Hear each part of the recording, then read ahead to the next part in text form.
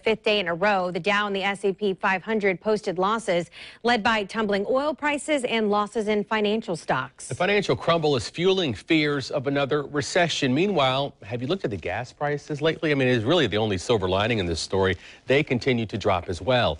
Financial analyst Joe Cryer, the president of Cryer Wealth Management, joins us now with some insight. So, Joe, can you put this into perspective for us? How concerned should Americans be right now?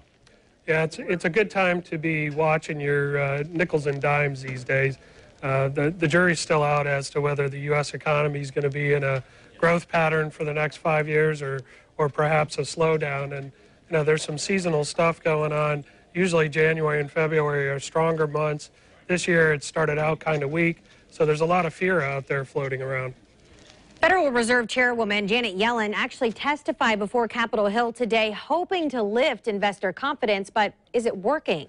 Yeah, she's in her normal annual February testimony, and it's been kind of a mixed bag. She's actually tempered her comments a little bit. People were hoping that she'd be talking that the economy's growing robustly, but she's been saying, hey, it's grown since November and December, but not as strong as they had hoped.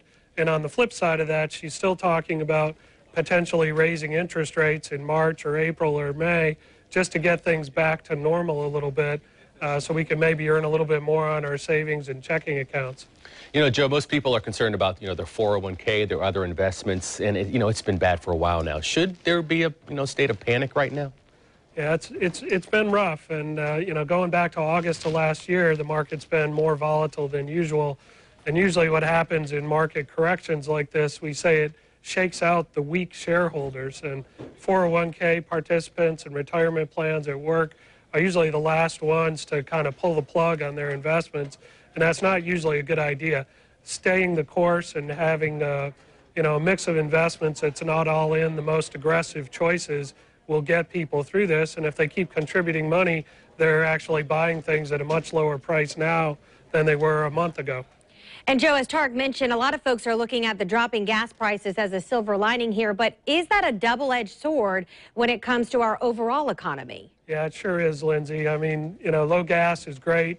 It's like a tax cut for every American, and signs are people are putting that money to good use, paying down their debts and credit cards and other things. But the U.S. energy industry is really taking it on the chin.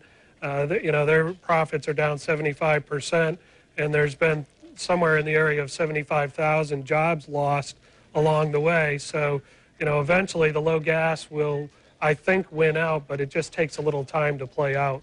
It sure is scary. Joe, thanks for talking to us this evening. We appreciate your insight.